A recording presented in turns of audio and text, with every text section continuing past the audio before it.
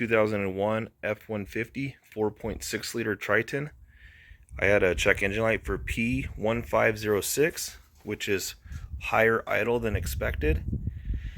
So I pulled up the live data for the revolutions and what's expected idle speed revolutions. And I'll go ahead and start the vehicle.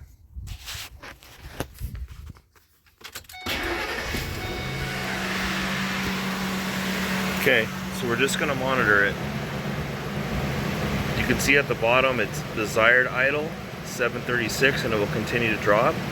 The engine is warm, so it should continue to drop to 620 or 650, whatever the ECM wants to see. And you can see the actual is a little over 1,000. So I was looking into this issue, trying to figure it out. If it's a vacuum leak, the idle air control valve was having an issue, the throttle body was worn out, was there something built up on the throttle body? What was allowing more air to go in the engine than what it wanted to do or what it wanted to see? So as you can see, it just won't drop below 1030, 1023. You'll get the check engine light, the P1506. So keep in mind, with that check engine light, there could be multiple causes. So don't assume it's this one. What I checked was the IAC, the idle air control valve. So I unplugged this while running, no difference. When you unplug it, it should close completely. And if it closes, your idle should drop. This is what's going to help bring your idle up as needed, open and close. It modulates, or it's variable. So I unplugged that, no difference. So I thought maybe this tube coming off the back, because whatever's behind the throttle body is what's going to bring it up, or the throttle body itself. But if there's a leak here, here, here, it's not going to make it come up. It'd be anything behind this flange or the throttle body plate itself. So I pinched this line down, which goes to my brake booster, no difference. I adjusted the screw back here, which is going to control the throttle body plate, how much it closes, to see if I can drop it down, no difference. I even disconnected a few of these lines thinking they're holding it open, no difference. I even checked the TPS sensor, the throttle position sensor. It was in a good range, no issue. If it's out of range, you'll typically get a check engine light, and there's a little bit of adjustment from these screws. You can see right here, but not much.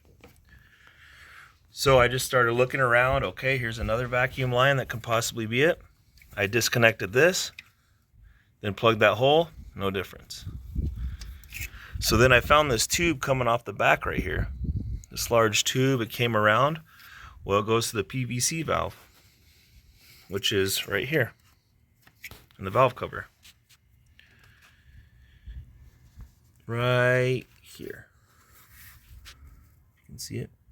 So what I did is I disconnected this tube and I plugged the hole, or you can use some kind of clamping device and clamp down on the line. Once I did that, perfect, drop down. So the conclusion was a stuck open PCV valve, very common.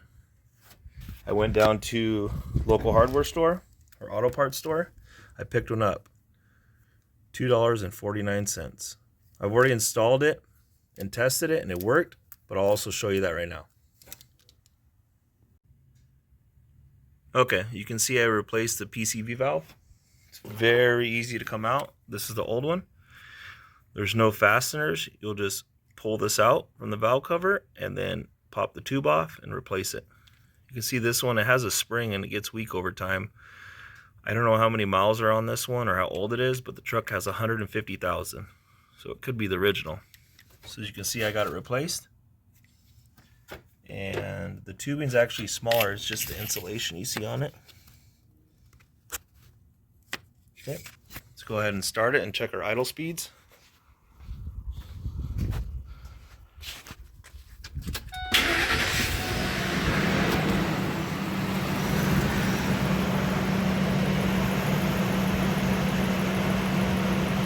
So the top one's actual, the bottom one is what the ECM wants to see. So ideally the top one should always be chasing the bottom one. Remember, before we cannot get below 1023, 1030. It was always high idle. When you shift into gear, it kind of will jolt forward unless you're pushing the brake hard enough. You can see that cured a problem. So it'll continue to drop as needed as the engine warms up. I hope that helps someone out. Keep in mind though, with that fault does not exactly mean it's a PCV valve. There's multiple checks you can do. I hope that sums up potential vacuum leak is what it came out to, and help someone out.